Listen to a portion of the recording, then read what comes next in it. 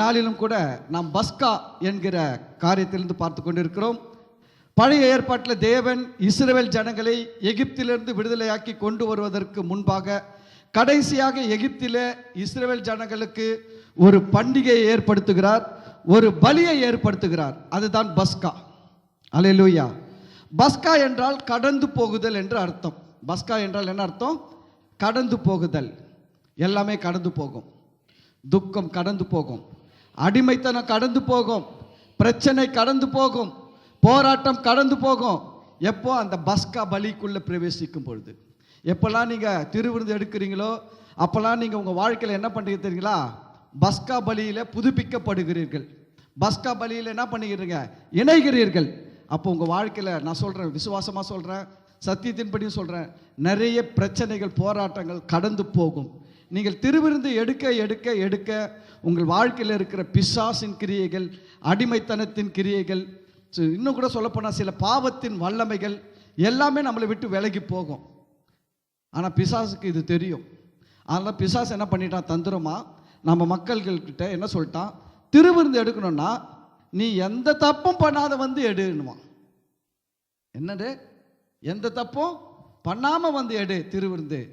ஆனால் கவனிங்க, எகிப்தில் அந்த சங்கார தூதன் வீட்டுக்குள்ளே வந்து அந்த ஜனங்களை அழிக்காதபடிக்கு தடுத்தது எது தெரியுங்களா? அவங்களுடைய நீதி நியாயம் தடுக்கல, உள்ளே இருக்கிறவன் நல்லவன் அப்படின்னால தடுக்கல. அந்த வாசற்படியில் இருந்த பஸ்கா ஆட்டுக்குட்டியின் ரத்தம் அந்த சங்கார தூதனை உள்ள வராமல் தடுத்தது. பிசாசுக்கு இது தெரியும். அதனால் பிசாசு என்ன பண்ணுறான்? அந்த ரத்தத்தை மேன்மைப்படுத்தாமல் நம்முடைய கேரக்டரை மேன்மைப்படுத்துகிறான், நம்முடைய நீதி நியாயத்தை என்ன பண்ணுறான்? மேன்மைப்படுத்துகிறான்.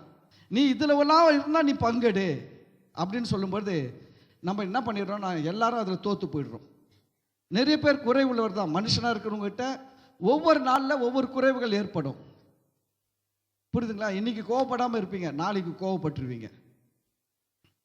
இன்னைக்கு கசப்பு இல்லாமல் இருக்கும், நாளைக்கு கசப்பு வந்துடலாம் யார் மேலேனா. ஆனால் நம்ம மனுஷங்கிட்ட குறைவுகள் வந்துடும். இது பிசாசுக்கு தெரிஞ்சு அவன் பிசாசு என்ன பண்ணுறான்? திருவிருந்து எடுக்கணும்னா இவங்ககிட்ட எந்த குறையும் இருக்கக்கூடாது, நீ அப்போ திருவிருந்து எடு. ஏன்னா அவனுக்கு தெரியும், இவன் திருவிருந்து குறை இல்லாமல் எடுக்கணும்னா 12 மாதத்தில் ஒரே ஒரு மாதம் தான் எடுப்பான். மற்ற மாதம்லாம் என்ன பண்ண முடியாது, எடுக்க முடியாது. அப்போ அவன் என்ன பண்ணுவான்? அவனுக்கு அதிகாரம் இருக்குது சங்காரம் பண்ணுறதுக்கு, அழிக்கிறதுக்கு. அவன் வந்து என்ன பண்ணுவான்? வேலை செய்ய ஆரம்பிக்கிறான். ஆனால் நீங்கள் திருவிருந்து எடுக்கும்போது கவனிங்க, நீங்கள் என்ன பண்ணுறீங்கன்னா உங்களுடைய சுய கிரியைகளை, உங்களுடைய நீதி நியாயத்தை பெருசாக நினைக்கல. அதெல்லாம் ஆண்டவருக்கு முன்னாடி, ஆண்டவரே என்னுடைய நீதிகள் அழுக்கான கந்தையை போல இருக்குதப்பா, நான் அதை கொண்டு வரல ஆண்டவரே, உங்களுடைய கிருபையினால் அப்பா பஸ்கா பலியை நான் நினைவு கூறுகிறேன். எனக்காக சிந்தப்பட்ட ரத்தம், இயேசுவின் ரத்தம் என்னை பாதுகாக்கும், எனக்கு ஜெயத்தை கொடுக்கும், என்னை இன்னும் கூட உயர்த்தும், என்னை பாவத்தை ஜெயிக்க வைக்கும், நான் எந்தெந்த பாவத்திலெல்லாம் கிடக்கிறேனோ அதிலிருந்து வெளியே என்னை கொண்டு வர உதவி செய்யும் அப்படின்னு நீங்கள் அதை விசுவாசிக்கும் பொழுது, திருவிருந்து எடுக்கும்போது நான் சொல்கிறேன், அந்த திருவிருந்தின் ரத்தம், இயேசுவின் ரத்தம், பஸ்கா ஆட்டுக்குட்டியின் ரத்தம் உங்களை விடுதலையாக்கும். அல்லேலூயா. அதிலிருந்து கடந்து வர உதவி செய்யும். ஆனால் பிசாசு இப்படி தந்திரமாக ஏமாற்றி இருக்கிறான். நம்ம அதை கொஞ்சம் ஞாபகம் வச்சுக்கணும் எப்பவுமே. அல்லேலூயா. அதனால தான் நான் சொல்கிறது, நீங்கள் எதனா தவறு பண்ணிங்கன்னா கூட பரவாயில்ல, திருவிருந்து எடுங்க. நான் சொல்கிறேன், அடுத்த திருவிருந்துக்கு அந்த தவறு இல்லாமல் வருவீங்க. ஏன்னா உங்கள் பலத்தினால, உங்களுடைய சுய முயற்சினால சில காரியங்களிலிருந்து உங்களால் வெளியே வரவே முடியாது. ஏன்னா எனக்கு தெரியும், நாம் மாம்ச பலத்தில் எவ்வளோ போராடி போராடி போராடி சிலதெல்லாம் விடணும், செய்யக்கூடாது, செய்யணும்லாம் எவ்வளோ முயற்சி பண்ணியும் தோற்று போயிட்டு இருக்கிறோம்.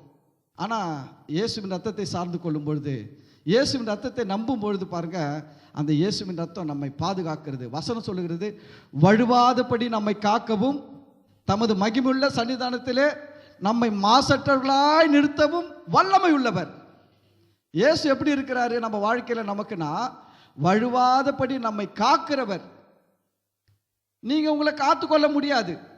நீங்கள் வந்து உங்கள் சுய பலத்தில், உங்கள் சுய அந்த கட்டுப்பாடு, மனக்கட்டுப்பாடு, யோகா பயிற்சி செய்கிறது, இதெல்லாம் வந்து உங்களை காத்துக்கொள்ள உதவாது. கவனிங்க, வழுவாதபடி உங்களை காக்கக்கூடியவர் இயேசு தான். அது மட்டும் கிடையாது, உங்களை அவருடைய மகிமையுள்ள சிங்காசனத்துக்கு முன்பாக, பிதாவாகிய தேவனுடைய சிங்காசனத்துக்கு முன்பாக எப்படி நிறுத்துவாரா? மாசற்றவர்களாய் நிறுத்துவார். யார் நிறுத்துவார்? அவர்தான். நீங்க நிற்க முடியாது மாசற்றவர்களாய். நீங்க போய் என் சுயபலத்தில் நான் மாசற்றவனா நிற்க போறேன்னு சொன்னீங்கன்னா வெட்கப்பட்டு போவீங்க, நிற்கவே முடியாது. ஆனா அவரை நம்பிட்டீங்கன்னு வச்சுக்கோங்களேன், ஆண்டவரே எனக்கு என்ன மாசற்றவர்களாய் நிறுத்த நீங்க தான் முடியும், எனக்குள்ள வாசம் பண்ணுகிற பரிசுத்தானவரே உம்மால தான் என்ன பண்ண முடியும், பிதாவாகிய தேவனுடைய சிங்காசனத்துக்கு முன்னாடி மாசற்றவளாய் நிறுத்த முடியும் அப்படின்னு நீங்கள் அவரை விசுவாசிக்க ஆரம்பிச்சிங்கன்னா, நான் சொல்கிறேன், உங்கள் வாழ்க்கையில் வருகிற எல்லா விதமான சூழ்நிலைகளையும் அவர் மாற்றுவார்.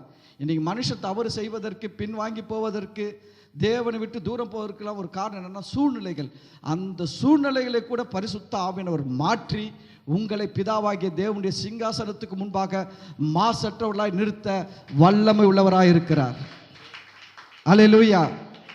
இனி ஏன் நம்மளால பரிசுத்தமாக வாழ முடியல, ஏன் நம்மளால நீதியாக வாழ முடியல, ஏன் நம்மளால சாட்சியாக வாழ முடியலன்னா, நம்ம மாம்ச பலத்தில் போராடி கொண்டு இருக்கிறோம். எந்த பலத்தில் போராடி இருக்கிறோம்? மாம்ச பலத்தில். சுய கட்டுப்பாடு நல்லது தான், சுய ஒழுக்கம், சுய கட்டுப்பாடு இதெல்லாம் நல்லது தான்.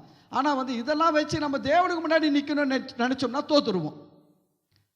அதுக்கு தான் ஆண்டவருக்கே தெரியும், நம்ம சுய பலத்தினால் நிற்க முடியாதுன்னு அவருக்கு தெரியும், நம்ம சுய கட்டுப்பாடுனால நிற்க முடியாதுன்னு தெரியும், நம்மளுடைய பலத்தினால பாவத்தை ஜெயிக்க முடியாதுன்னு தெரியும், நம்முடைய பலத்தினால பிசாசை ஜெயிக்க முடியாதுன்னு தெரியும். அதனால தான் அவர் என்ன பண்ணுறாருனா, பிதாவாகிய தேவன் யாரெல்லாம் இயேசுவை ஏற்றுக்கொள்ளுகிறார்களோ அவங்களுக்கெல்லாம் உன்னதத்தின் பலனை கொடுத்திருக்கிறார். அந்த உன்னதத்தின் பலன் தான் பரிசுத்த ஆவியானவர். அல்லேலூயா. இது என்ன பலன்? பரிசுத்தானவருக்கு இன்னொரு பேர் என்ன சொன்னதுங்களா? இயேசுனார் என்ன சொல்றதுங்களா? உன்னதத்திலிருந்து வரும் பலனால் நீங்கள் தரிப்பிக்கப்படும் வரைக்கும். பரிசுத்தானவர் குறித்து பேசும்போது இயேசு சொல்ற வார்த்தை, உன்னதத்திலிருந்து வரும் பலனால் நீங்கள் தரிப்பிக்கப்படும் வரைக்கும் ஊழியத்துக்கு போகாம இருக்குன்னு சொன்னார்.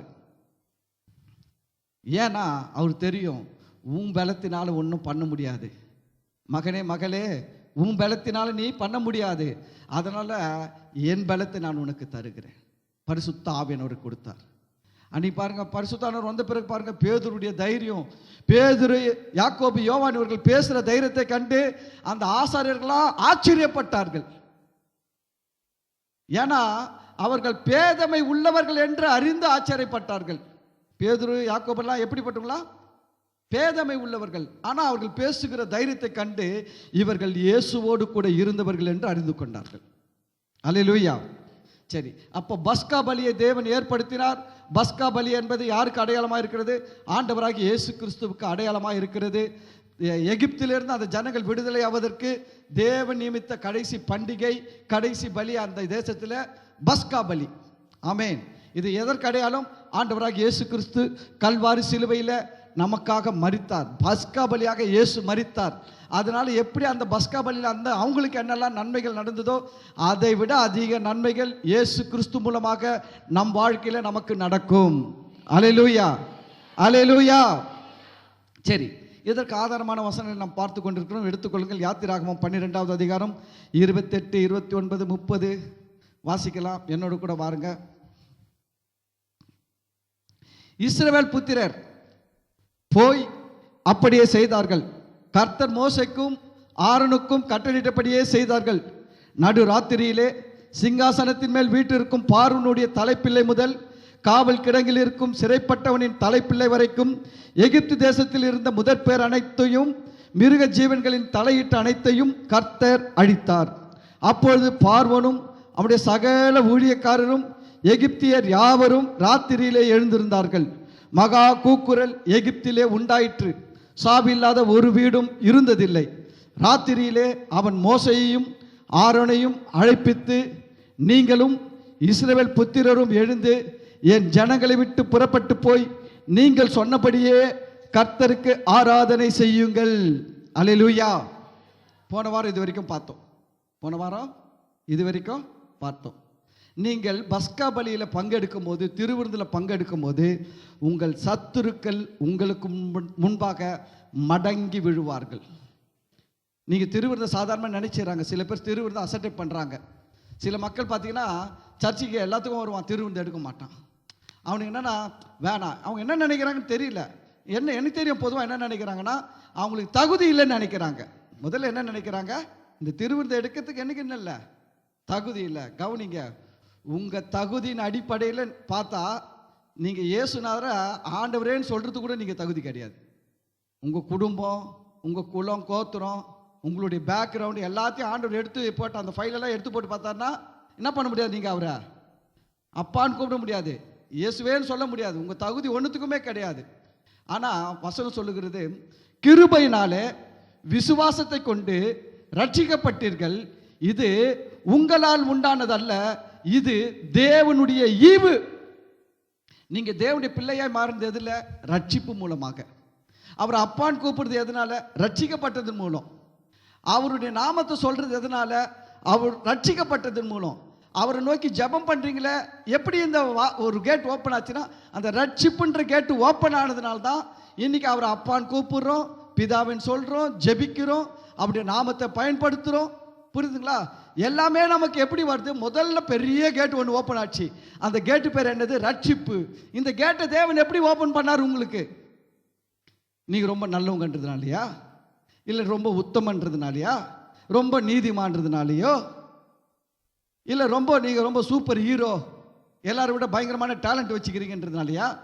அதனாலலாம் அந்த கேட்டு ரட்சிப்பின் கேட்டு ஓப்பன் ஆகல. வசனம் சொல்லுது, கிருபையினாலே விசுவாசத்தை கொண்டு ரட்சிக்கப்பட்டீர்கள். கிருபையினால அந்த கேட்டை வச்சிருக்கிறாரு. ரட்சிப்பு என்கிற கேட்டு கிருபையினால வச்சிருக்கிறாரு. அது எப்போ உங்களுக்கு ஓப்பன் ஆகுது தெரியுங்களா?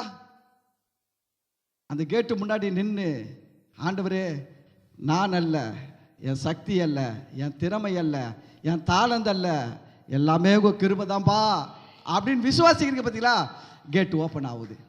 அதை தான் வசனம் சொல்லுது, கிருபையினாலே விசுவாசத்தை கொண்டு ரட்சிக்கப்பட்டீர்கள், இது உங்களால் உண்டானது அல்ல, இது உங்களால், உங்களுடைய சுய நீதி, உங்களுடைய நீதி நேர்மை, உங்களுடைய முட்டி ஜபம் உபவாசம் தலைக்கீழ நின்று ஜிம்னாஸ்டிக் பண்ணதுனால உண்டானது அல்ல, இது தேவனுடைய ஈவே.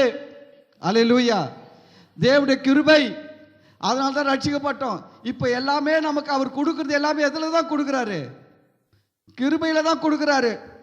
ஏன்னா ரட்சிப்பு எதில் தான் தொடங்குச்சு? கிருபையில தான் தொடங்குச்சு. எப்படி ரட்சிப்பு கிருபையில தொடங்குச்சோ அது போல எல்லாமே கிருபையில கொடுக்குறாரு. ரட்சிப்பை எப்படி நம்ம, ரட்சிப்பு கேட் எப்படி ஓப்பன் ஆச்சு? நம்ம அந்த கிருபையை விசுவாசிக்கும் பொழுது. எப்படி கேட் ஓப்பன் ஆச்சு? விசுவாசிக்கும் போது. அப்போ இந்த ரட்சிப்புக்குள்ள வந்திருக்கிற நீங்கள் தேவனுடைய எல்லா நன்மைகளையும் விசுவாசிக்க விசுவாசிக்க விசுவாசிக்க இது எல்லாமே உங்களுக்கு வந்து சேரும். சுகத்தை நீங்க விசுவாசிச்சீங்கன்னா சுகம் வரும், ஆசீர்வாதத்தை விசுவாசிச்சா ஆசீர்வாதம் வரும், வெற்றியை விசுவாசிச்சா வெற்றி வரும், நன்மைகளை விசுவாசிச்சால் நன்மை வரும். அப்போ சபை என்ன பண்ணணும்னா இந்த விசுவாச போதனையை தான் கொடுக்கணும். மக்கள்களுக்கு எதை கொடுக்கணும்? ஏன்னா அவங்களுக்கு தேவையானது எல்லாம் எதன் மூலம் தான் ஓப்பன் ஆக போகுது? விசுவாசத்தின் மூலம் தான் ஓப்பன் ஆக போகுது. அப்போ விசுவாசம் எப்படி வரும்? வசனம் சொல்லுது, விசுவாசம் கேட்கறதுனால வரும், விசுவாசம் கேள்வினால வரும், விசுவாசம் கேட்கறதுனால வரும். நீங்க எந்த வார்த்தைகளை கேட்குறீங்களோ அந்த வார்த்தைகள் உங்களுக்கு விசுவாசத்தை உண்டாக்க வேண்டும். விசுவாசத்தை உண்டாக்காத வார்த்தைகளும் இருக்குது, பயத்தை உண்டாக்குகிற வார்த்தைகள் இருக்கிறது, அவநம்பிக்கை உண்டாக்குகிற வார்த்தைகள் இருக்கிறது. இங்க என்ன போதிக்கிறோம்னா விசுவாசம் உள்ள வார்த்தைகளை போதிக்கிறோம். நீங்கள் தேவனுடைய பிள்ளைகள் அப்படின்ற போதிக்கிறோம். இங்க என்ன போதிக்கல? நீ தேவனுக்கு முன்னாடி ஒரு குப்பை, தேவனுக்கு முன்னாடி ஒரு தூசி, நீ தேவனுக்கு முன்னாடி ஒரு மண்ணு, ஒரு கல், நீ ஒரு கழுதை, நீ ஒன்றும் முடியாது அப்படின்னு நீங்க போதிக்கல. ஏன்னா நீங்க அப்படிப்பட்ட வார்த்தைகளை கேட்டால் அந்த கேள்வி என்ன உண்டாக்காது? உங்களுக்கு விசுவாசத்தை உண்டாக்காதே. அல்லேலூயா. எங்கன்னா போய் உக்காந்து நீ ஒரு பாவி அப்படின்னு 10 பிரசங்க கேட்டீங்கன்னா உங்களுக்குள்ள விசுவாசம் வேலை செய்யாதே. விசுவாசம் கேள்வினால் வரும். விசுவாசம் எப்படி வரும்னா கேட்கறதுனால தான் வரும். விசுவாசம் இருந்தால் தான் கிருபை உங்களுக்கு கேட்டை ஓப்பன் பண்ணும். அந்த கிருபைன்ற கேட்டை போய் நீங்கள் முன்னாடி நின்று, இந்த அலிபாபா படத்தில் வரும், கரெக்டாக சொல்லணும், அண்டாக்கா கசம் அபுக்கா குசம் திறந்துட்டு சீசே அப்படின்னா தான் கேட்டு என்ன பண்ணும்? டபா டபா டபா டபான்னு ஓப்பன் பண்ணும். நீ அங்கே போய் நின்றுக்கிட்டு நான் நீதிமான், கேட்டு என்ன பண்ணாது? ஓப்பன் ஆகாது. நான் உத்தமன், கேட் ஓப்பன் ஆகுது. நான் ரொம்ப பெரிய யோகியன், கேட் ஓப்பன் ஆகாது. நான் தலைவர் வந்திருக்கிறேன், கேட் ஓப்பன் ஆகாது. அதுக்கு என்ன சொல்லணுமோ அதை சொல்லணும். அங்கே போய் நின்று என்ன அந்த கேட்டு கிருபையின் கேட்டு ஓப்பன் ஆகணும்னா, கிருபையினால் தேவன் வச்சிருக்கிற அந்த ரட்சிப்பின் கேட்டு, சுகம் என்கிற கேட்டு, ஆசீர்வாதம் என்கிற கேட்டு, உயர்வு என்கிற கேட்டு, நாணம் என்கிற கேட்டு, வெற்றி என்கிற கேட்டு, நிறைய வாசல் வச்சிருக்காரு. இந்த கேட்டெல்லாம் உங்களுக்கு ஓப்பன் ஆகணும்னா ஃபர்ஸ்ட் கேட் எப்படி ஓப்பன் ஆச்சு? விசுவாசத்தினால, கிருபையினால, விசுவாசத்தை கொண்டு ரட்சிக்கப்பட்டீர்கள். எப்படி அந்த கேட் எப்படி ஓப்பன் ஆச்சு? ரட்சிப்பு என்கிற கேட்டு ஆல்ரெடி இருக்குது. நீங்க அதை விசுவாசிக்கும் பொழுது, ஆண்டவரே நான் விசுவாசிக்கிறேன். என்ன விசுவாசிக்கிறேன்? என்னுடைய பலத்தினால் அல்லப்பா, என்னுடைய திறமையினால் அல்லப்பா, என்னுடைய பரிசுத்தத்தினால் அல்லப்பா, என்னுடைய நீதினால் இல்லப்பா, இல்லை நான் செய்கிற வேற எதுவும் என்னுடைய திறமையினால் இல்லப்பா, எல்லாமே உங்க கிருபை தான்ப்பா, அதை நான் விசுவாசிக்கிறேன்ப்பா அப்படின்னு சொன்ன உடனே கேட்டு கட கட கடன்னு ஓப்பன் ஆகிடும். இந்த சிஸ்டம் தான் எல்லாத்துக்கும். சுகம் வரணுமா? சுகம் வேணுமா? கேள்வினால கேட்கணும், நல்லா கேட்கணும். நான் ஆண்டுடைய பிள்ளையா இருக்கிறேன், விசுவாசம் உள்ள வார்த்தையை கேட்கணும். வசனம் சொல்லுது, விசுவாசம் கேள்வினால் வரும், கேள்வி வேத வசனத்தினால் வரும். கேள்வி எப்படி வரும்? நீங்க நல்ல கவனிங்க. நல்ல விசுவாசம் உள்ள வேத வசனத்தை கேட்டாதான் உங்களுக்கு என்ன வரும்னா விசுவாசமே வரும். நீங்க கேட்கிற வசனம் விசுவாசம் உள்ள வசனத்தை கேட்க வேண்டும், ரொம்ப முக்கியம். கிறிஸ்தவர்களாய் வாழ்வது பெரிய விஷயம் இல்லைங்க. இயேசுவை ஏற்றுக்கிறது முதல் சாய்ஸ். ஆனால் எல்லாமே நல்லா இருக்கணும்னா நல்ல விசுவாசம் உள்ள வார்த்தைகளை கேட்கணும். எங்கன்னா உட்காந்து பாவி பாவி பாவி பாவி அப்படின்னு நீங்கள் கேட்டிங்கன்னா உங்கள் வாழ்க்கையில் விசுவாசம் வேலையே செய்யாது. கடைசி வரைக்கும் விசுவாசம் வேலை செய்யாது, சாகிற வரைக்கும் விசுவாசம் வேலை செய்யாது.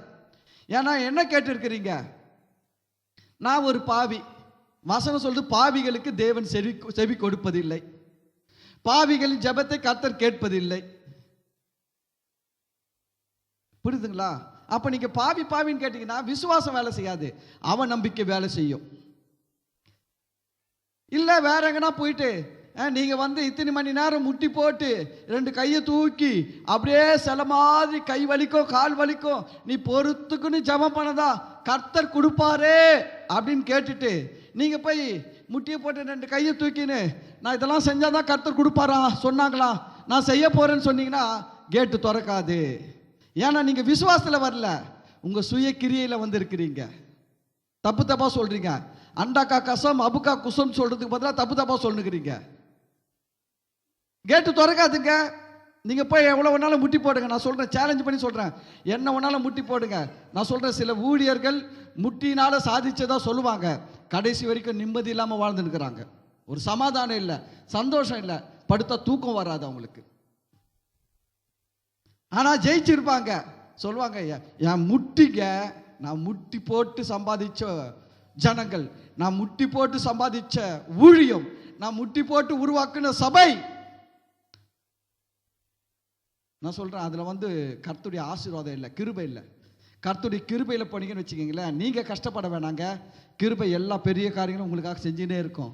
நீங்க அப்படியே இயேசு இருந்த படகுல, இயேசு இருந்த படகுல பாருங்க, ஒரு ரெண்டு படகுல இயேசு இருந்தாரு.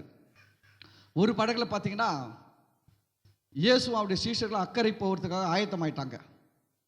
அப்போ இயேசு என்ன பண்றாருன்னா, நான் ஜெபம் பண்ணிட்டு வரேன், நீங்களாம் கிளம்புங்கன்னு அனுப்பிட்டாரு. இவங்கெல்லாம் கிளம்பி போயிட்டாங்க.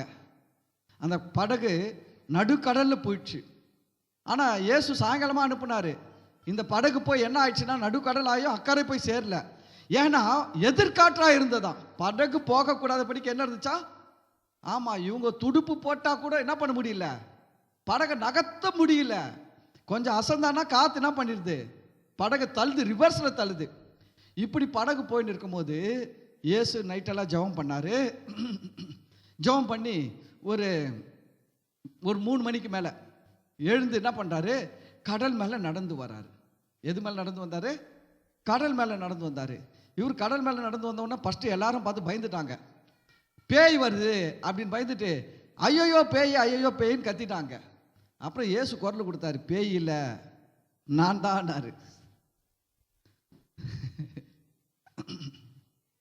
சில நேரத்தில் சூழ்நிலைகள், பயங்கள் பாருங்க, கடவுளை கூட நம்மளுக்கு எப்படி காட்டுது? பிசாசு மாதிரி காட்டிடுது. பயம், தோல்வி, இதெல்லாம் வந்து கடவுளை நம்மளை, கடவுளுடைய அப்படி தன்மையை நம்மளுக்கு என்ன பண்ணி காட்டிட்டு மாற்றி காட்டிடுது. கத்துறாங்க. ஆனால் அவர் சொன்னார் நான் தான் ஏசுனவுடனே எல்லாம் கம்முன்னு ஆயிட்டாங்க. ஆனால் இந்த பேதுரு கொஞ்சம் சும்மா இல்லாமல், ஆண்டவரே நீங்கள் என்ன, நானும் நடந்து வரதுக்கு எனக்கு ஒரு உத்தரவு கொடுக்கணும் அப்படின்னு சொன்ன. அவர் சொன்னார், சரி நடந்து வாப்பா. இவரும் பேதுரு தண்ணியில் இறங்கினாரு, கால் உள்ளே போல, இயேசுவே பார்த்து நடந்தார். அப்படியே நடந்து வந்துட்டாருங்க. கொஞ்ச நேரம் கழித்து என்ன பண்ணாரு, கண்ணை, இயேசு மேலே இருந்த கண்ணை எடுத்து கடல் மேலே வச்சாரு, காற்று மேலே வச்சாரு, உள்ளே போயிட்டாரு. கண்ணை எங்கே வைக்கணும்? அவர் மேலே வச்சுன்னு போங்க. அதுதான் சொல்லுது. நான் நீங்கள் நல்லா போதிக்கிறேன் உங்களுக்கு. சபைக்கு வாங்க, 7 மணிக்கு வாங்கன்னு சொல்கிறேன். ஏன் 7 மணிக்கு கரெக்டாக வாங்கன்னு சொல்கிறேன்? எனக்காக இல்லை, கர்த்தரை கனம் பண்ணுறதுக்கு அடையாளமாக வாங்க. எனக்காக வர வேணாம். பாஸ்டர் கேட்பாரு, நான் கேட்டு ஒன்றும் வரப்போகிறது கிடையாது, புரியுதுங்களா? ஆனால் நான் கர்த்தரை கனம் பண்ணணும்னு வந்து பாருங்க, கர்த்தர் உங்களை திரும்ப கனம் பண்ணுவார். யாருன்னா பார்த்து குட் மார்னிங் சார் சொல்லுங்க, அவங்க என்ன பண்ணுவாங்க? உங்களுக்கு சொல்கிறாங்களா, சொல்லிங்களா? ஒரு குட் மார்னிங்கே ரிட்டர்ன் வரும்போது கர்த்தரை கனம் பண்ணால் ரிட்டர்ன் வருமா வராதா? பக்கத்தில் பார்த்து சொல்லுங்க, ஒரு குட் மார்னிங்கே ரிட்டர்ன் வரும்போது கர்த்தரை கனம் பண்ணால் அங்கேருந்து கனம் ரிட்டர்ன் வருமா வராதா? கண்டிப்பாக வரும், பெருசாக வரும். அல்லேலூயா. அதுக்கு தான் 7 மணி ஆராதனைக்கு 7 மணிக்கு கரெக்டாக வாங்கன்னு சொல்கிறது. ஆனால் இப்போ பரவாயில்ல, நீங்கள் ஒரு 50% வரீங்க. 7 மணி ஆராதனைக்கு 7 மணிக்கு கரெக்டாக 50% வரீங்க. ஆமேன். ஆனால் இன்னும் 50% மாறுவீங்க. ஏன்னா இதெல்லாம் சொல்ல தான் நீங்கள் உங்களுக்கு புரியும், நீங்கள் மாறுவீங்க. அல்லேலூயா. சரி, அப்போ இந்த படகு பாருங்க, கண்ணை பேதுரு இயேசு மேலே வச்சுன்னு இருக்கிற வரைக்கும் கடலுக்குள்ளே போகல. கண்ணை எடுத்து கடல் மேலேயும் காற்று மேலேயும் வச்சாரு, இவரு உள்ளே போயிட்டாரு. ஐயோ ஆண்டவரே ஆண்டவரேன்னாரு. ஆண்டவர் கையை பிடிச்சி தூக்கி விட்டு, அற்ப விசுவாசிய, ஏன் பயப்பட்ட? நான் தான் இருக்கிறேன்ல, என்ன தான் பார்த்துக்கிட்டு இருக்கிறேன்ல, அதுக்கு மேலே என்ன பயம்? அற்ப விசுவாசிய, ஏன் பயப்பட்டேன்னு சொல்லி தூக்கி விட்டுட்டு என்ன பண்ணுவார்னா, படகுல வந்து இயேசு ஏறுவார். இயேசு ஏறின படகுல பார்த்தீங்கன்னா என்ன இல்லை தெரியுமா? காற்று அமர்ந்துச்சு, கடல் கொந்தளிப்பு நின்றுச்சு, எதிர்காத்து நின்றுச்சு. இப்போ படகு ஜம்முன்னு போக ஆரம்பிச்சிருச்சு. அல்லேலூயா. நான் சொல்கிறேன், கிருபைன்றது அதுதான். கிருபை என்பது என்னன்னா, இயேசுவின் படகில இருப்பது போன்றது. எல்லா எதிர்காற்றும் அமிங்கிடும், எல்லா கடல் கொந்தளிப்பும் ஆஃப் ஆகிடும், எல்லாமே உனக்கு எதிராக இருக்கிறதெல்லாம் ஒன்றும் இல்லாமல் போகும். கிருபையை நம்பி வாழ்ந்தா. கிரியை நம்பி வாழ்ந்தீங்கன்னா இயேசு இல்லாத படகுல நீங்கள் துடுப்பு போட்டுக்கிற மாதிரி கொஞ்சம் முன்னே போவோம், அது பின்னாடி தள்ளும். ரொம்ப கஷ்டப்படணும், ரொம்ப கஷ்டப்படணும். இவங்க சாயங்காலம் 5 மணிக்கு போட்டை எடுத்துருப்பாங்க, 3 மணி வரைக்கும் பாதி கடலை தாண்டல. ஆனால் இயேசு 3 மணிக்கு மேலே போய் 4 மணிக்கு படகுல ஏறினாரு. 2 ஹவரில் போய் சேர்ந்துச்சு படகு. யோசிச்சு பாருங்க, 5 மணிலேருந்து 3 மணி வரைக்கும் எத்தனை மணி நேரம்?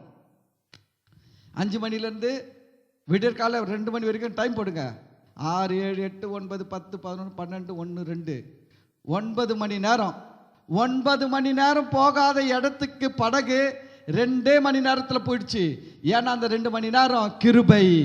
கிருபையில் போகும்போது உங்கள் வாழ்க்கையில் ஆசீர்வாதங்கள் வேகமாய் போகும், சுகங்கள் வேகமாய் வரும், எல்லாமே ஸ்பீட் ஆகிடும். நீங்கள் கிரியில் போனீங்கன்னா, கிரியில் போகிறது என்ன? 2 முட்டியை போட்டு 2 கையை தூக்கிக்கின்னு நான் 3 மணி நேரம் ஜெபம் பண்ணி வாங்க போகிறேன், தோத்துருவேன். எதிர்காலத்தில் தண்டு வலிக்கிறதுல சோர்ந்து போனார்கள். வசனம் சொல்லுது, அவர்கள் எதிர்காற்றா இருந்தபடினால தண்டு வலிக்கிறதுல என்ன பண்ணாங்களா? சோர்ந்து போயிட்டான். சோர்ந்து போயிடுவீங்க, கிரியையில் போனீங்கன்னா சோர்ந்து போயிடுவீங்க. கிருபை சொல்லுங்க, கிருபை. எல்லாமே கிருபை தான். ஜபம் பண்ணுறது நல்லது, வேதம் வாசிப்பது நல்லது, உபவாசம் இருப்பது நல்லது. எல்லாத்தையும் ஓரமாக வச்சுக்கோ. கிருபை கிட்ட கொண்டு வரக்கூடாது. அதை எதுக்கிட்ட எடுத்து வந்து நிறுத்தக்கூடாது? கிருபைக்கு பக்கத்தில் எடுத்து வந்து நிறுத்தாதீங்க. அல்லேலூயா. சரி, எதுக்கு சொல்ல வரேன்னா, திருவிருந்து எடுக்கிறது வந்து பார்த்தீங்கன்னா, நீங்கள் ஒரு கிருபைக்குள்ளே பிரவேசிக்கிற மாதிரி. திருவிருந்து எடுக்கும்போது நீங்கள் பாருங்கள், சில பேர் கிரியையில் போய் திருவிருந்து எடுக்கக்கூடாது, கிருபையில் வந்து திருவிருந்து எடுக்கணும். கிருபையில் திருவிருந்து எடுக்கிறதுனா என்ன அப்படின்னா, அப்படியே வாங்க வந்து என்னென்னலாம் பலவீனம் இருக்குதோ எல்லாத்தையும் அவர்கிட்ட சொல்லுங்க. ஆண்டவரே, இவ்வளவும் இருக்குது, இதெல்லாம் என்னுடைய சுய பலத்தினால நான் என்ன பண்ண முடியாது, விட முடியாது. நான் விடணும்னு விரும்புகிறேன், நான் விடணுன்ட்டு விரும்புகிறேன். எனக்குள்ள சில எனக்கே பிடிக்காத எண்ணங்கள், சிந்தனைகள், செயல்கள் இருக்குது. நான் விரும்பாத வார்த்தைகளை நான் பேசுகிறேன். இதெல்லாம் இருக்குது, இந்த சுபாவம் இருக்குது, இந்த தன்மை இருக்குது, இந்த பலவீனம் இருக்குது. ஆனால் இதெல்லாம் எனக்கு வேணாம், நான் விரும்புகிறேன் ஆண்டவரே. ஆனால் என் முயற்சினால, என் பலத்தினால இதை விட முடியாதப்பா.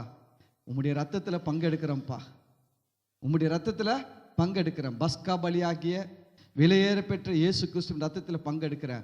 இந்த ரத்தம் என் ரத்தத்தோடு கூட கலக்கட்டும்.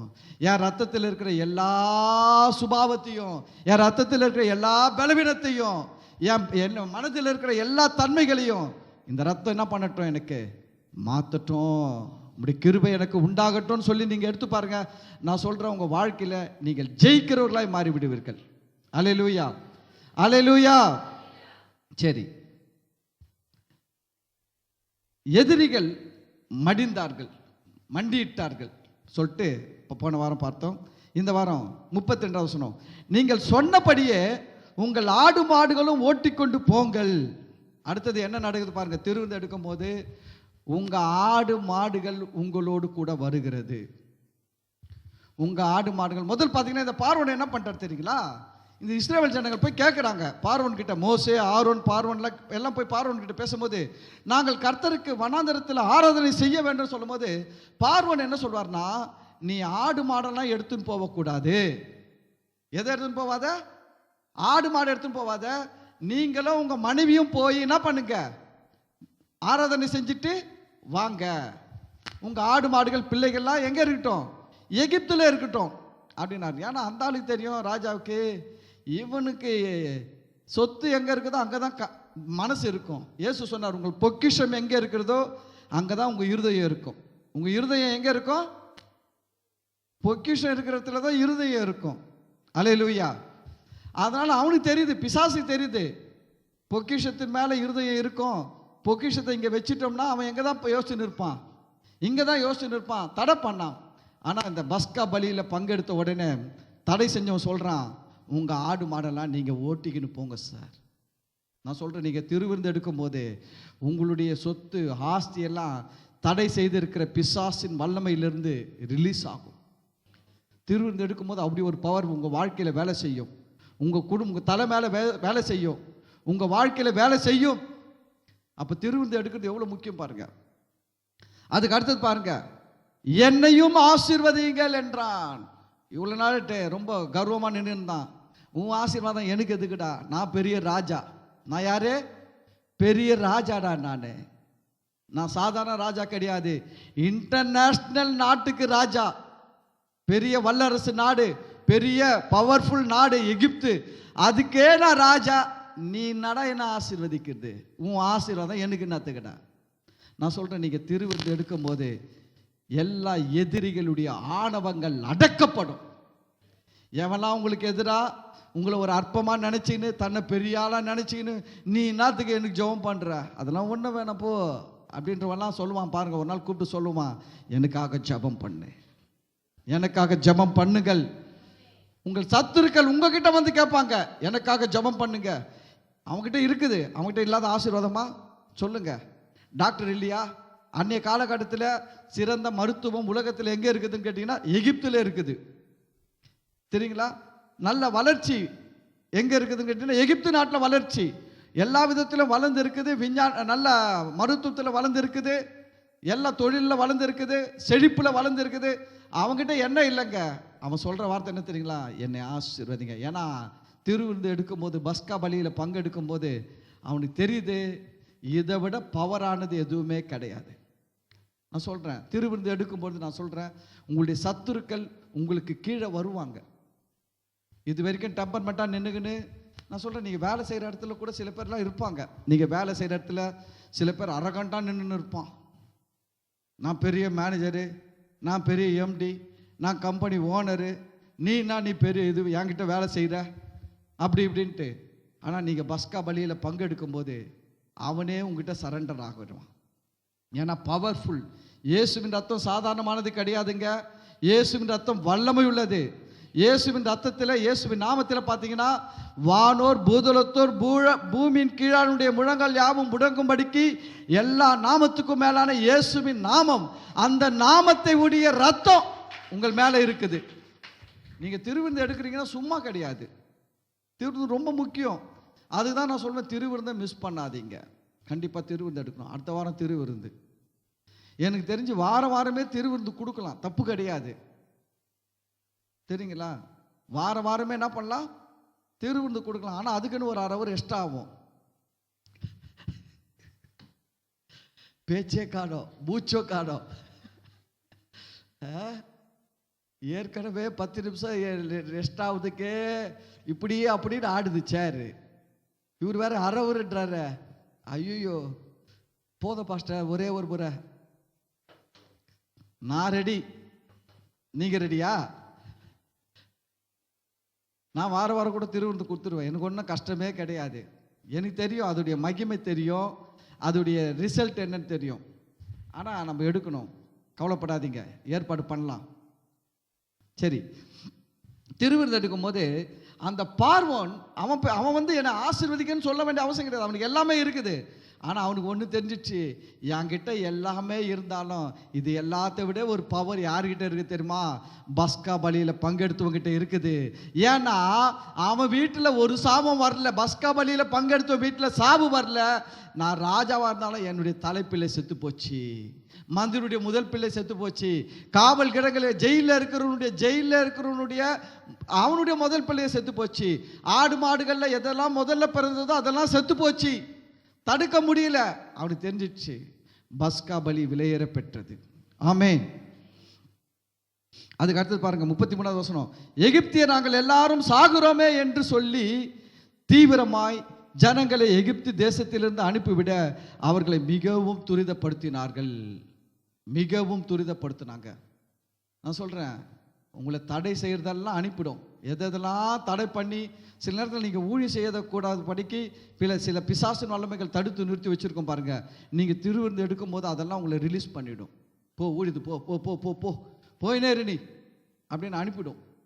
சில நேரத்தில் சில ஓனர்கள் ஞாயிற்றுக்கிழமெல்லாம் சர்ச்சைக்கு போகக்கூடாதுன்னு சொல்கிறாங்க பாருங்க. அவங்களே சொல்லுவாங்க, நீ சர்ச்சைக்கு போகலையா இன்னைக்கு, எதுக்கு வேலைக்கு வர, நீ ஞாயிற்றுக்கிழமை வராது, நீ போ. நீ ஞாயிற்றுக்கிழமை வந்தாலுமே இங்கே எதுவும் உருப்பட மாட்டேன்னு. நீ வரலன்னா வேலைலாம் ஒழுங்காக நடக்குது. அவனே அனுப்பிடுவான். துரிதம். இந்த ஜனங்க பாருங்க, இவ்வளோ நாள் வந்து என்ன சொன்னாங்க தெரியுங்களா? ஐயோ இவன் போயிட்டான்னா நம்மளுக்கு யார் வேலை செய்வாங்க, நம்ம வீட்டு காவாபா எவன் கழுமா, நம்மளுக்கு செங்கல் யார் அறுப்பான், நம்மளுக்கு பில்டிங் கட்டுறதுக்கு யார் செய்வான், நம்ம வேலையெல்லாம் எவன் செய்வான், இவனை எப்படி அனுப்புறது அப்படின்னு இருந்தான். அண்ணா திருவிருந்து எடுத்த உடனே எல்லாம் ஒன்று கூடி வந்து சொல்கிறான். எகிப்தியர் சொல்கிறாங்க, நாங்கள் எல்லாரும் சாகுறோமே. என்ன சொன்ன தெரியுமா? உன்னால் தான்டா சாகுறோம், உன்னால் தான்டா நஷ்டம் வருது, ஞாயிற்றுக்கிழமை வராதரா, நீ ஒழுங்காக வீட்டில் இல்லை சார், எனக்கு ஓட்டி கிடைக்கும் சார், உனக்கு ஓட்டி கொடுத்தா எனக்கு எல்லாமே போயிடும், கம்முன்னு போ அப்படின்ட்டு உங்களை துரத்தி விடுவார்கள். ரிலீஸ் ஆகும். கவலைப்படாதீங்க. சில நேரத்தில் நீங்கள் விரும்புவீங்க சபைக்கு போகணுன்ட்டு. ஆனால் சில பேர் ஞாயிற்றுக்கிழமை வந்தே ஆகணும், ஞாயிற்றுக்கிழமை வரலன்னா நீ இனி வேலைக்கே வரக்கூடாது சொல்லுவாங்க. நீங்கள் திருவிந்து எடுத்துனே பாருங்கள், விசுவாசத்தோடு எடுக்கும்போது இந்த வசனத்தெல்லாம் படிக்கணும், படித்து சொல்லணும். எவெல்லாம் ஞாயிற்றுக்கிழமை வேலைக்கு வரணும்னு கம்பல் பண்ணுறானோ அவெல்லாம் என்ன சொல்ல போகிறான், நீ வராத, நீ போ சர்ச்சைக்கு போட்டு சொல்ல போகிறான் அப்படின்னு சொல்லி திருவிருந்து எடுக்கணும். அல்லேலூயா. சரி, 34வது வசனம். பிசைத்தமா புளிக்கும் முன் ஜனங்கள் அதை பாத்திரத்துடனே தங்கள் வஸ்திரங்களில் கட்டி தங்கள் தோள் மேல் எடுத்துக்கொண்டு போனார்கள். மோசே சொல்லியிருந்தபடி, கவனிக்கணும், மோசே சொல்லியிருந்தபடி இஸ்ரவேல் ஜனங்கள் எகிப்தியரிடத்தில் வெள்ளியுடைமைகளையும் பொன்னுடைமைகளையும் வஸ்திரங்களையும் கேட்டார்கள். இவன் சொல்லிட்டான், நீங்களாம் கிளம்புங்க, எங்கள் ஊரை விட்டே போங்கய்யா, எங்கள் ஊருக்குள்ளே இருக்காதீங்க, உங்களால் நாங்களாம் சாவுறோம், உங்களால் எங்களுக்கு நஷ்டம், உங்களால் எங்களுக்கு பெரிய பிரச்சனையாக இருக்குது, நீங்கள் என்ன பண்ணுங்க, எல்லாம் எங்கள் ஊரை விட்டு போங்க, நீ போனால் தான் நாங்கள் நல்லா இருப்போன்ற மாதிரி நினைக்க ஆரம்பிச்சிட்டான். இவ்வளோ நாள் என்ன நினச்சான், இவன் இருந்தால் தான் நம்ம நல்லா இருப்போம்னு நினச்சான். இப்போ என்ன சொல்கிறான், இவன் போனால் தான் நம்ம நல்லா இருப்போம். சில ஆள் உங்களை ரொம்ப கூப்பிட்டு உங்களை கட்டி போடுற ஆள்லாம் சொல்லுவாங்க பாருங்க, நீ போனால் தான் நாங்கள் நல்லா இருப்போம் போல இருக்குது, நீ போ சர்ச்சைக்கு போ, நீ நல்லா ஜெபம் பண்ணு, நீ ஊழியம் செய்ய போறியா, போ ஜெபம் ஊழியம் செய்யி போ அப்படின்னு உங்களை என்ன பண்ணுவாங்கன்னா அனுப்பிடுவாங்க. ஏன்னா அவன் படுற பாடு அவனுக்கே தாங்காது எல்லாம். ஏன்னா நீங்கள் ஆண்டுடைய பிள்ளையாக இருக்கிறீங்க, நீங்கள் திருவிருந்து எடுக்கிறீங்க, உங்கள் மேலே இப்படிப்பட்ட ஒரு வல்லமை, உங்கள் மேலே இப்படிப்பட்ட ஒரு கிரியைகள்லாம் நடக்கிறதுலாம் அவனே பயந்து சொல்கிறான். அதுவும் அப்போ பாருங்க, மோசே என்ன சொல்லி வச்சிருந்தாராம், மோசே சொல்லி இருந்தபடி மோசே இஸ்ரவேல் ஜனங்கள்லாம் சொல்லிக்கிறாரு. அவன் சொல்லுவான், எல்லாம் கிளம்பி போங்கன்னு சொல்லுவான். நீ கிளம்பி வந்துடக்கூடாது, நீ என்ன பண்ணுறக்கூடாது, கிளம்பி வந்துடக்கூடாது, நீ என்ன பண்ணணும் அப்படின்னு மோசே சொல்லி வச்சுக்கிறாரு. மோசே என்ன சொல்லிக்கிறாரு, எகிப்தியரிடத்தில், யார்கிட்ட, எகிப்தியரிடத்தில் வெள்ளி உடைமைகளையும் பொன்னுடைமைகளையும் வஸ்திரங்களையும் கேட்டார்கள். மோசே சொல்லிக்கிறாரு, அவன் கிளம்புனா நீ வெறுங்கையா வரக்கூடாது. அவங்ககிட்ட என்ன கேட்கணும், வெள்ளி குடியா, கோல்டு குடியா, நல்ல நல்ல ட்ரெஸ் எல்லாம் வச்சுக்கிற, எகிப்து நல்ல பெரிய ஒரு நாடு, நல்ல வஸ்திரங்கள்லாம் இருக்குது, நல்ல நல்ல ட்ரெஸ் வச்சுக்கிறிய, அந்த ட்ரெஸ் எல்லாம் குடியா. அல்லேலூயா கேட்க சொன்னாரு. பாருங்க அந்த வசனத்தை படிக்கும்போது பாருங்க, மோசே சொல்லி இருக்கிறார். மோசே ஏன் சொன்னார்னா, கர்த்தரே சொல்லி இருக்கிறாரு, நீ எதை கேட்கணும், வெள்ளியை கேட்கணும், பொண்ணை கேட்கணும், நல்ல ட்ரெஸ்ஸை கேட்கணும். யார் சொல்றாரு, கர்த்தர் மோசே கிட்ட சொல்லி, மோசே வந்து ஜனங்க கிட்ட சொல்றாரு, நானே நீ வந்து சும்மா வரக்கூடாது, வெறுங்கையா வரக்கூடாது. அந்த தேசத்திலேருந்து வரும்போது அங்கே இருக்குதெல்லாம் வெள்ளியை எடுத்துன்னு வா, அவங்ககிட்ட கேளு, வெள்ளியை கேளு, பொண்ணை கேளு, வஸ்திரத்தை கேளு. அதன்படி அவங்க பாருங்க, ஜனங்கள் போய் கேட்குறாங்க. 35 வருஷத்துல மோசே சொல்லி இருந்தபடியே கேட்டார்கள். கர்த்தர் ஜனங்களுக்கு எகிப்தியரின் கண்களில் தயவு கிடைக்க செய்ததினால். இவன் போய் கேட்குறான், எனக்கு வெள்ளி வேணுங்க, எனக்கு கோல்டு வேணுங்க, எனக்கு ட்ரெஸ் வேணுங்க. கேட்ட உடனே கர்த்தர் அவன் மனசில் பூந்து வேலை செய்கிறாரு. என்ன வேலை செய்கிறாரு, இல்லைன்னு சொல்லாதபடிக்கு. என்னன்னு சொல்லல, என்கிட்ட எங்கம்மா இருக்குது வெள்ளி, என்கிட்ட எங்கம்மா கோல்டு இருக்குது, அவன் சொல்லவே இல்லை. அவனுக்குள்ள ஒரு வேலை செய்கிறார் கர்த்தர். அவன் வீட்டில் போய் தேடி கண்டுபிடிச்சி இருக்கிற வெள்ளி இருக்கிற பொண்ணெல்லாம் எடுத்துன்னு வந்து கொடுக்குறான். எப்படி வேலை செய்கிறார் பாருங்க. திருவிருந்து எடுக்கும் போது, நீங்கள் யாரிடத்தில் எதையெல்லாம் கேட்கிறீர்களோ அதையெல்லாம் அவர்கள் உங்களுக்கு இல்லை என்று சொல்லாமல் கொடுக்கத்தக்கதாக கர்த்தர் உங்க மேல ஒரு தயவை வர பண்ணுவார். அல்லேலூயா, அல்லேலூயா. யாருன்னா எதனா கேட்கணும்னா திருவிருந்து எடுத்துட்டு போங்க. கடன் கேட்கறதுக்கெல்லாம் திருவிருந்து எடுத்துட்டு போவாதீங்க. ஆமா, எதனா கேட்கணும்னா திருவிருந்து எடுத்துட்டு போய் கேளுங்க. திருவிருந்து எடுத்துட்டு போயிட்டு ஓனர்கிட்ட இன்க்ரிமெண்ட் கேட்கணுமா, ஓனர்கிட்ட இல்லை வேற எதனா கேட்க போறீங்களா, திருவிருந்து எடுத்துட்டு அன்னைக்கு ஃபோன் பண்ணுங்க, சார் எனக்கு வேணும் சார். வசனம் சொல்லுகிறது, கர்த்தர் ஜனங்களுக்கு எகிப்தியரின் கண்களில் தயவு கிடைக்கும்படி செய்ததினால் கேட்டதை அவர்களுக்கு கொடுத்தார்கள். யாருன்னா தங்கத்தை கொடுப்பானா, யாருன்னா வெள்ளி கொடுப்பானா, யாருன்னா நல்ல கோட் சூட்டெல்லாம் கொடுப்பானா, அவனே ஆசாசியாக வாங்கியிருப்பான். பார்த்து பார்த்து வெள்ளி கொலுசாக வாங்கியிருப்பான், பார்த்து பார்த்து தங்கம் செயின் 4 சவரம் 5 சவரத்தில் வாங்கி வச்சிருப்பான், நல்ல கோட் சூட்டாக வாங்கி வச்சிருப்பான். கேட்டால் கொடுப்பானா, கொடுக்க மாட்டான். நீங்கள் யோசிச்சு பாருங்க, நீங்கள் ஆசைப்பட்டு வாங்கின ஒரு செயினை நான் கேட்டால் கொடுத்துருவீங்களா? நீங்கள் ஆசைப்பட்டு வாங்கின வெள்ளி வேற எதனா நல்ல ட்ரெஸ் நான் கேட்டேன்னா, பட்டு போடுவே கேட்டேன்னா கொடுத்துடுவீங்களா? கொடுக்க மாட்டீங்க. ஐயோ பாஸ்டர், நான் ரொம்ப கஷ்டப்பட்டு ஆசைப்பட்டு பல வருஷமாக வேலை செஞ்சு சேர்த்து வச்சு வாங்குது பாஸ்டர் சொல்லுவோமா சொல்ல மாட்டோமா? அப்போ அவன் கூட அப்படி தானே சேர்த்து வச்சிருப்பான். ஆனால் அவன் கொடுக்கறதுக்கு கர்த்தர் வேலை செய்கிறாரு. ஜனங்களுக்கு என்ன பண்ணாரு, கண்களில் தயவு கிடைக்க செய்ததினால் அவங்க கேட்டதெல்லாம் அவங்க என்ன பண்ணாங்களா, கொடுத்தார்கள். பாருங்க, கர்த்தர் ஜனங்களுக்கு எகிப்தியரின் கண்களில் தயவு கிடைக்கும்படி செய்ததினால் கேட்டதை அவர்களுக்கு கொடுத்தார்கள். இவ்விதமாய் அவர்கள் எகிப்தியரை கொள்ளையிட்டார்கள். என்ன பண்ணாங்களா? யார் யாரை கொள்ளையடிச்சது? இஸ்ரவேல் ஜனங்க எகிப்து ஜனங்க கிட்ட கொள்ளையடிச்சிட்டு வந்தாங்களாம் வெளில வரும்போது. ஹலோ, நம்மளாம் கொள்ளைக்கார கூட்டம். ஹலோ, இது படிச்சுட்டு கர்த்தரை தப்பா நினைக்காதீங்க. படிச்சுட்டு கர்த்தரை வந்து, என்ன ஆண்டவரே இப்படி கொள்ளடிக்க வச்சிட்டீங்களே, தப்பா நினைக்காதீங்க. 430 வருஷம், அதில் கிட்டத்தட்ட 400 வருஷம் சம்பளம் வாங்காம வேலை செஞ்சுக்கிறாங்க. இஸ்ரவேல் ஜனங்கள் எத்தனை வருஷம் வேலை செஞ்சுக்கிறாங்க? 400 வருஷம். அப்பா புள்ள, பேர புள்ள, கொள்ளு பேர, அதுக்கு மேல கீழே ஒரு எள்ளு பேர இருந்தால் அவனும் சேர்ந்து வேலை செஞ்சுக்கிறான். 400 வருஷம் சம்பளம் இல்லாம வேலை வாங்கி இருக்கிறான். இவ்வளவு நாள் உங்களை கொள்ளடிச்சான், இப்போ கர்த்தர் அவங்கிட்ட இருந்து உங்களை கொள்ளடிக்க வைப்பாரு. எவெல்லாம் உங்களை ஏமாத்தி கொள்ளடிச்சானோ அவங்கிட்ட இருந்து எல்லாம் உங்களுக்கு செட்டில்மெண்ட் வரும். ஆமென். அவங்ககிட்ட நீங்க கொள்ளை அடிப்பீர்கள். கேளுங்க, ரொம்ப நாள் கடன் வாங்கிட்டு டிமிக்கு குத்துன்னு ஃபோன் பண்ணி கேளுங்க, மரியாதையா கூடிய அந்த துட்டை ரிட்டர்ன் வரும். அவன் உங்க துட்டை வாங்கி வச்சுக்கின்னு அவன் என்ஜாய் பண்ணின்னு இருக்கிறான். எகிப்தியர் அப்படிதான் பண்ணாங்க. இவங்களுக்கு சம்பளம் கொடுக்காம வேலை வாங்கினாங்க. 400 வருஷம் வேலை வாங்கினாங்க.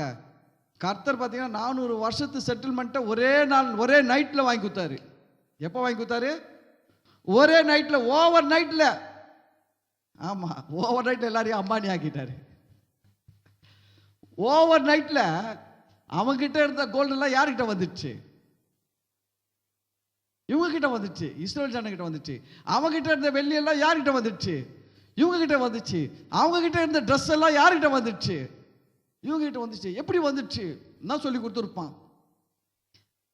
நான் வச்சிருந்ததே ஒரே ஒரு புள்ள, அதுக்காக தான் சேர்த்து வச்சேன், அதுவே செத்து போச்சு.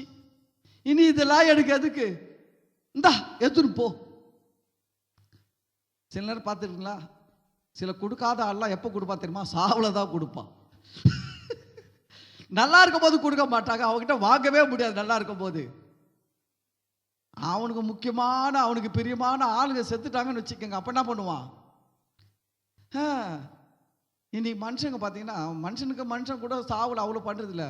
நாய் செத்துட்டு அழுகுற அழ இருக்குது பாருங்க, ஒரு பூனை செத்துட்டு அழுகுற அழ இருக்குது பாருங்க. மனுஷன் மேலே கூட இந்த அளவுக்கு அழ வைக்கிறாங்களான்னு தெரியல, அழகெல்லாம் இருக்குதான்னு தெரியல. நாய்க்கும் பூனைக்கும் மனுஷங்க அழுகுறாங்க. இதெல்லாம் நினைக்கும் போது உலகம் எங்கே போகுது? மக்கள் எங்கே போய் கொண்டிருக்கிறார்கள்? நாய் மனுஷனை கடிச்சிச்சுன்னா தப்பு கிடையாது.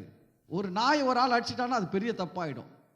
எனக்கு ஒரு இது வந்துச்சு ரீலில் போகிறது, ஒரு லேடி வந்து ஒரு நாயை ஒருத்தன் அடிச்சுட்டான், அடிச்சிருக்கிறான், அதுக்கு கொஞ்சம் முகத்தை காயம் பட்டிக்குது. அது பயங்கரமாக போட்டு சொல்லுது, யாராவது ஒருத்தர் இவன் மேலே நடவடிக்கை எடுக்க ஏதாவது செய்யுங்களே, நாயை அடிச்சிட்டான், நாய் அடிச்சிட்டான், நாய் அடிச்சிட்டான். எத்தனை நாய் ரோட்டில் கடிச்சு இருக்குது, நாய் மேலே நடவடிக்கை எடுக்க எவனா போட்டுக்கிறானா?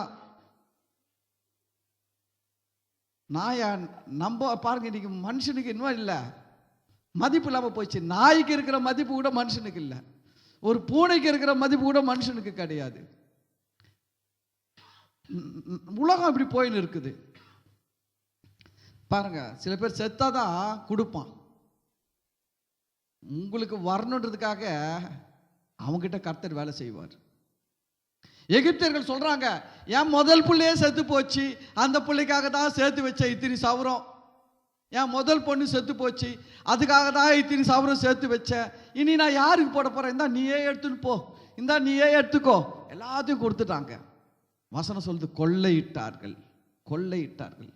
நான் சொல்றேன், இயேசுவின் நாமத்தினால உங்கள் வாழ்க்கையில் ஒரு பெரிய கொள்ளை வருவதாக.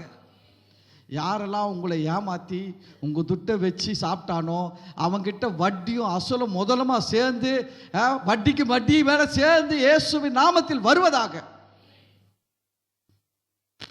கவலைப்படாதீங்க. வசனம் சொல்லுது, திருடன் திருடும்பொழுது கண்டுபிடிக்கப்பட்டால் 7 மடங்கு கொடுக்கணுமா. திருடும்பொழுது மாட்டிக்கினானா, எவங்கிட்ட திருநானா அவங்ககிட்ட எவ்வளோ கொடுக்கணுமா? 7 மடங்கு. 1000 ரூபாய் திருநான்னு வச்சுக்கோங்க, மாட்டிக்கினான், இப்போ எவ்வளோ கொடுக்கணும்? அவன் 7000 ரூபாய் கொடுக்கணும். நான் சொல்கிறேன், பிசாசு என்கிற திருடனே நீ மாட்டிக்கின. எங்ககிட்ட எல்லாம் எவ்வளோ எடுத்தியோ அதெல்லாம் 7 மடங்கா இயேசுவின் நாமத்தில் நீ எங்களுக்கு கொடுக்கணும். நீ கடங்கார, இயேசுவின் நாமத்தில் நாங்கள் ரிலீஸ் பண்ணுகிறோம். நீங்களாம் சொல்ல மாட்டீங்களா? உங்களுக்கெல்லாம் தேவையில்லையா? ஹலோ, என்ன உங்களுக்கு நிறைய இருக்குதுங்களா? நான் மட்டும் தான் கத்திட்டு இருக்கிறேன் அவங்ககிட்ட. அவர் கத்திக்கிட்டோம், அவர் பார்த்துக்கிட்டோம், நம்மளுக்கு என்னன்னு இருக்கிறீங்க சொல்லுங்க. என்கிட்ட எல்லாம் கை தூக்குங்க, எல்லாம் கை தூக்குங்க.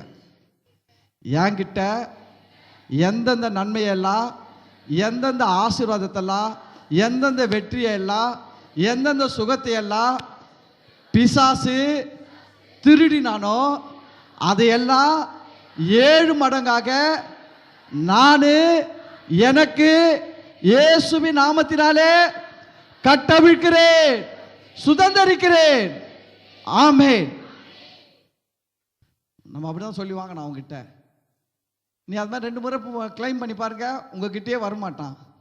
இது டேஞ்சர் கேஸுடா, இதுகிட்ட 1000 ரூபாய் திருடா 7000 ரூபாய் கொடுக்கணும். இதுகிட்ட போய் 1000 ரூபாய் திருடா எவ்வளோ கொடுக்கணும் யோசிச்சு பாருங்க. திருடகிட்ட அப்படி வாங்கிட்டீங்கன்னா 2 முறை 3வது முறை திருட வருவான் உங்க வீட்டுக்கு. என்ன சொல்லுவா? வேற வீடு பார்க்கலாம்டா, மோசமான பார்ட்டிக்கு இதுக்கெல்லாம். இதெல்லாம் தேவ வல்லமை ஜெப வீட்டுக்கு போகிற பார்ட்டிங்க. இதுக்கு வீட்டில் போய் என்ன பண்ணக்கூடாது, நம்ம வேலையை வச்சுக்க கூடாது. அந்த ஆள் ராத்திரி சொல்லி கொடுத்து கையை தூக்கி கிளைம் பண்ணிடுமா. அல்லேலூயா. வசனம் சங்கீதம் 105:37 சொல்லுது பாருங்க.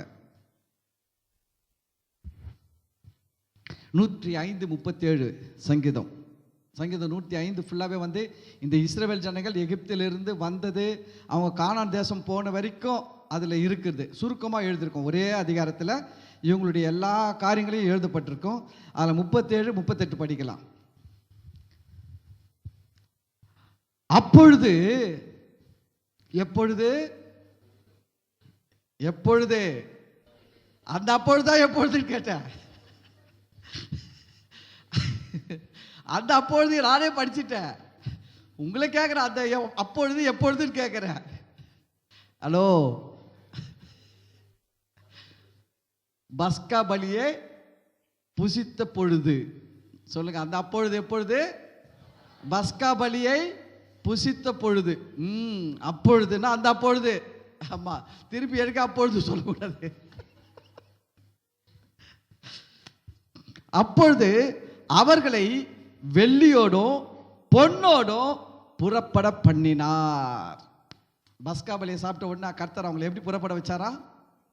வெள்ளியோடும் பொன்னோடும்.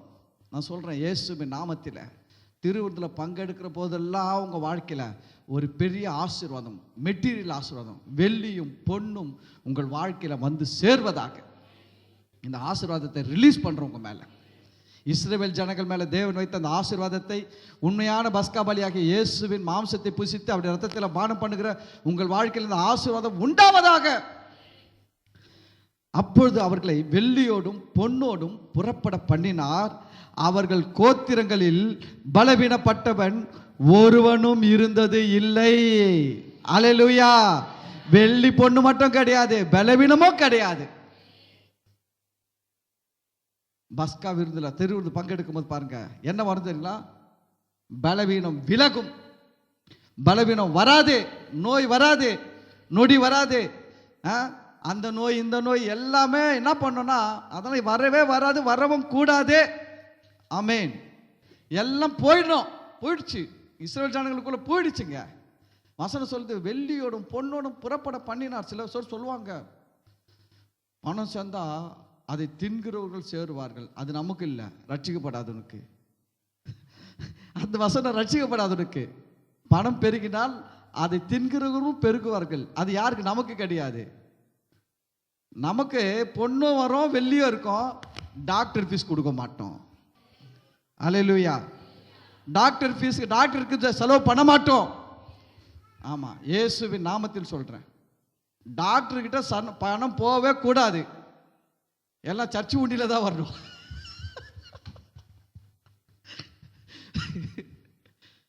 டாக்டர் கிட்ட துட்டு கட்டினா அந்த ஆள் பென்ஸ்காரா வாங்கிட்டு போவாங்க. உண்டியில வந்தா நான் சபை கட்டுவேன், இன்னொரு இடம் வாங்குவேன், நல்லா இன்னும் நல்லா லைட்டு போடலாம், இன்னும் 4 ஏசியை போடலாம், இன்னும் நல்லா கர்த்தரை ஆராதிக்கலாம், கர்த்தரை பற்றி தெரியாதவங்களுக்கு நல்லா சொல்லி கொடுக்கலாங்க. அந்த ஆள் வீடு கட்டுறது ஆசீர்வாதமா, நம்ம சபை கட்டுறது ஆசீர்வாதமா? நம்ம சபை கட்டுறதாங்க ஆசீர்வாதம். அந்த ஆள் வீடு கட்டி யாருக்கு என்ன ஆசீர்வாதம்? ஊசி தான் நிறைய போடுவான். 10 பேருக்கு ஊசி போட்டிருந்த ஆள் இப்போ 10,000 பேருக்கு ஊசி போட்டு இருப்பான். நம்ம நல்ல வார்த்தையை போதிப்போம். ஆமென். பாருங்க, அவர்கள் கோத்திரங்களில் பலவீனப்பட்டவன் ஒருவனும் இருந்தது இல்லை சொல்றாரு. எல்லாம் வெள்ளியோட வந்தான், பொண்ணோட வந்தான், சாபம் இல்லையா அவன் மேல. அவன் மேல என்ன வரல? சாபம் வரல. கொள்ளையிட்டார்கள், சாபம் இல்லை.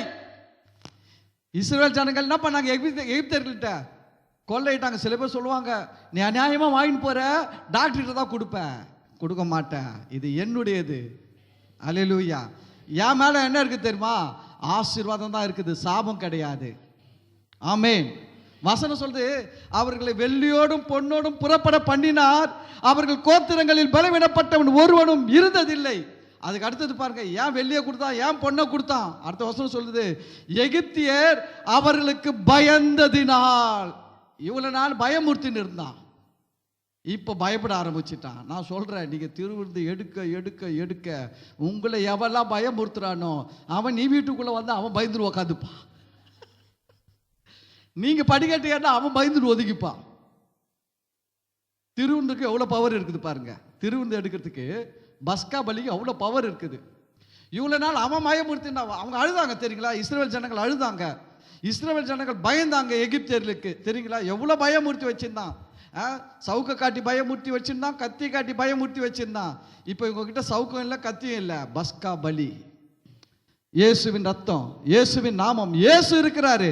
இப்போ வசனம் சொல்லுது, அவர்களுக்கு பயந்ததினால், அவர்களுக்கு பயந்ததினால் அவர்கள் புறப்பட்ட போது மகிழ்ந்தார்கள்.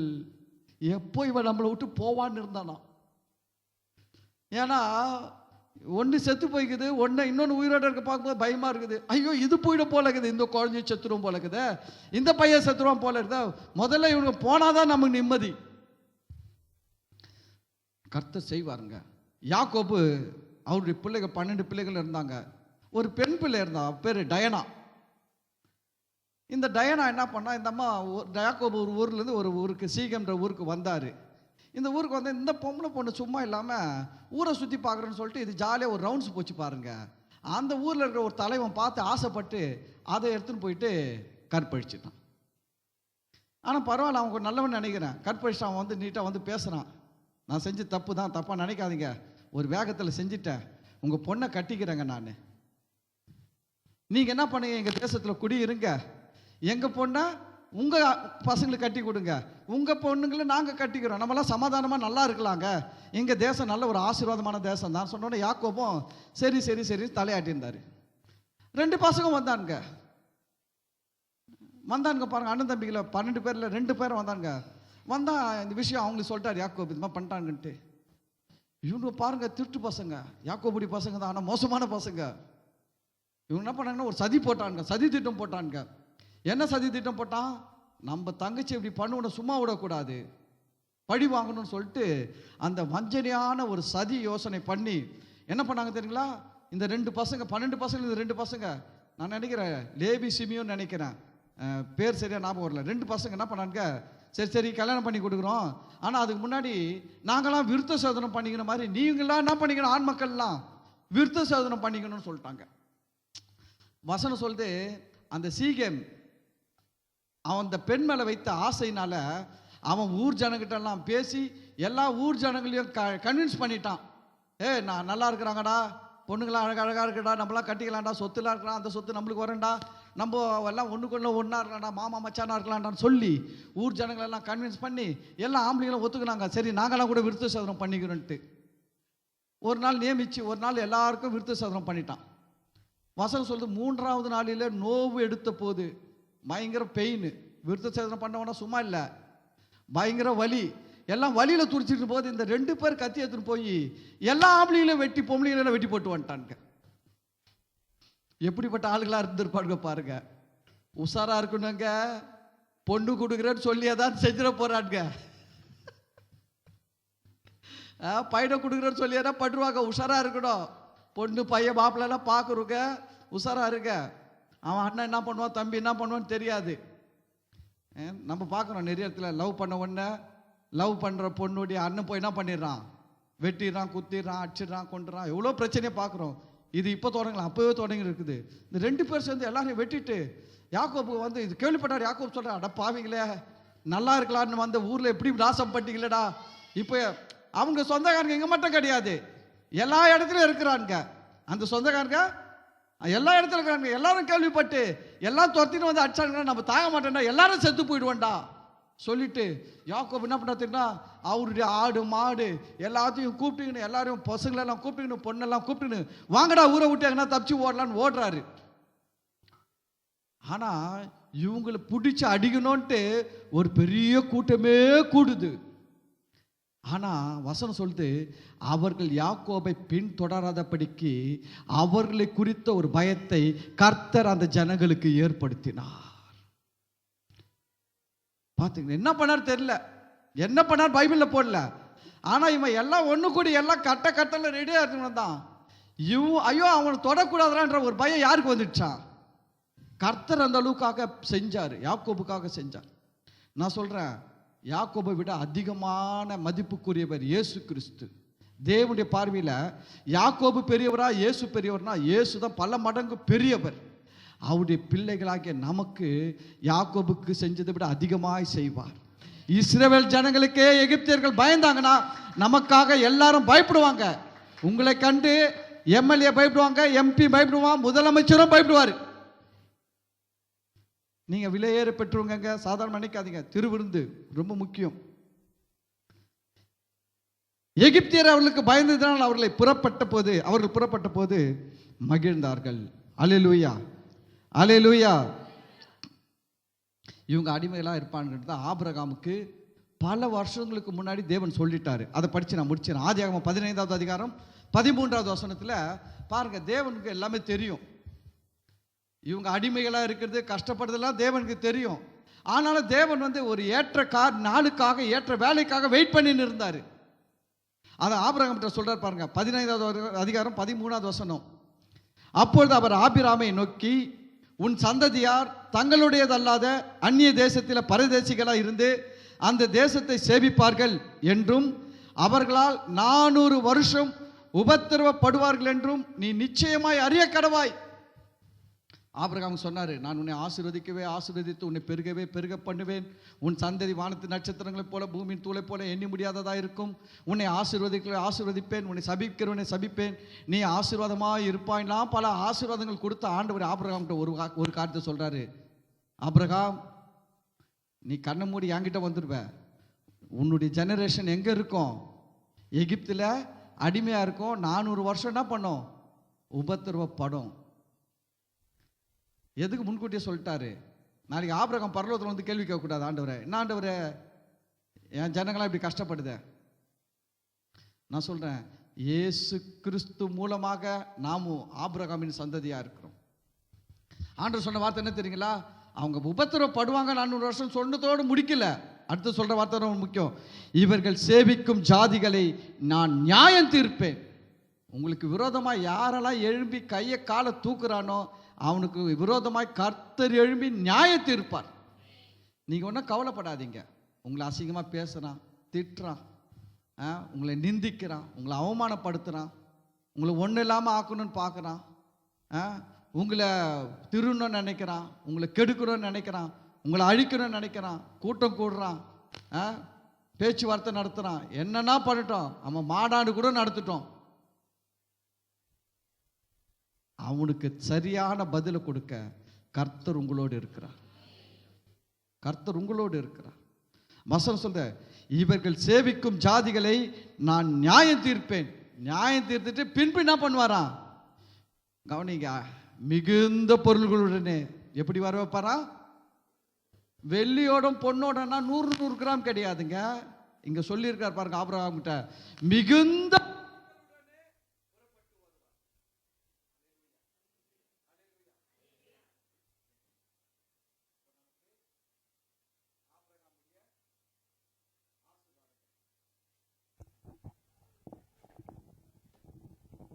பிரைஸ். அப்போது ஆபிரகாம் கிட்ட சொன்னதை தேவன் நிறைவேற்றினார். நான் சொல்கிறேன், நாமும் ஆபிரகாமுடைய சந்ததி தான் இயேசு கிறிஸ்து மூலமாக.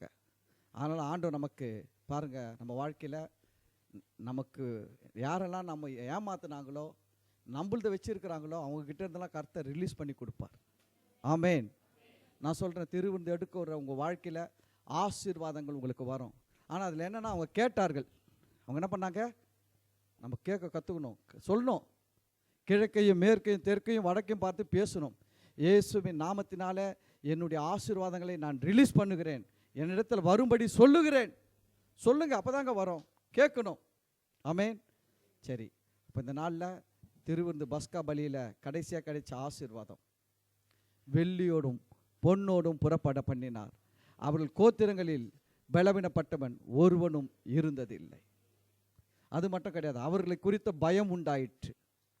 உங்களுக்கு பயப்படுற பயம் வரங்க. நான் திரும்ப சொல்கிறேன், பேய் பிசாசுக்கு நீங்கள் பயப்படக்கூடாது. உங்களுக்கு தான் எது பயப்படணும்? பேய் பிசாசு உங்களுக்கு தான் பயப்படும். நீங்கள் திருவிருந்து எடுக்கிறீங்க, இயேசுவின் ரத்தம் உங்கள் மேலே இருக்குது, இயேசுவின் நாமம் இருக்குது. பேய் ஜல் ஜல் இருந்துச்சுன்னா நீ திருப்பி ஜல் ஜல் 2 குரல் கொடுத்துப்பார். அது அழுதுதுன்னா நீ சிரிச்சுப்பாரு. சில நேரத்தில் பேய் வந்து அழுகுது. சில பேர் சொல்லுவாங்க, பாஸ்டர் அழுகுற சத்தம் கேட்குது பாஸ்டர், நீ போய் சிரியாகா.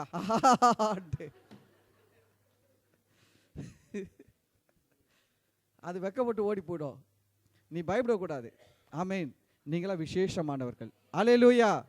பக்கத்துல பார்த்து கை கொடுத்து சொல்லுங்க, நீங்கள் விசேஷமானவர்கள், நீங்கள் ஆசீர்வதிக்கப்பட்டவர்கள், நீங்கள் தேவனால் தெரிந்து கொள்ளப்பட்டவர்கள். ஆமேன். God bless you. கர்த்தர் உங்களை ஆசீர்வதிப்பாராக.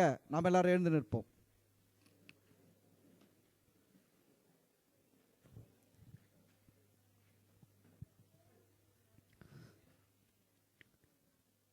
எல்லாம் சுறுசுறுப்பாக எழுந்துருங்க. இதுக்கு தான் பாஸ்டருங்க என்ன பண்ணுறாங்கன்னா, அடிக்கடி எழுந்துருச்சு நிற்க வச்சு பாட்டு பாட வைக்கிறாங்க. இப்படி ரொம்ப நேரம் உட்கார வச்சிட்டா எழுந்துருக்குது லேட் ஆகுதுன்ட்டு. சரி, நாம் ஜெபிக்கலாம். கண்களை மூடி. ஸ்தோத்திரம் ஆண்டவரே, இந்த நாளிலும் இந்த நல்ல வார்த்தைகளுக்காக உங்கள் நன்றியோடு துதிக்கிறோம். ஆண்டவரே, இந்த வார்த்தைகளை நாங்கள் கேட்டோம். ஆண்டவரே, நீர் இஸ்ரவேல் ஜனங்கள் இழந்து போனது எல்லாம் ஆண்டவரே, அவங்கக்கிட்ட யார் எதெல்லாம் திருடினாங்கோ, ஏமாத்துனாங்கோ, வஞ்சித்தாங்களோ, அதையெல்லாம் ஆண்டவரே நீங்கள் பல மடங்காக ஒரே நாள் ஓவர் நைட்டில் கொடுத்ததற்காக நன்றி ராஜா.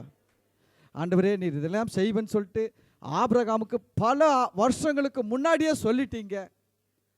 எங்கள் வாழ்க்கையில் கூட ஆண்டவரே, இன்றைக்கி நாங்கள் ஒரு சில கஷ்டங்களில் இருக்கலாம், சில நஷ்டங்களில் இருக்கலாம், சில இழப்புகளில் இருக்கலாம். ஆனாலும் இதையெல்லாம் நீங்கள் அறிந்து இருக்கிறீங்க. உமக்கு மறைவானது கூட கிடையாது. ஆனாலும் இது எங்கள் முடிவல்ல ஆண்டவரே.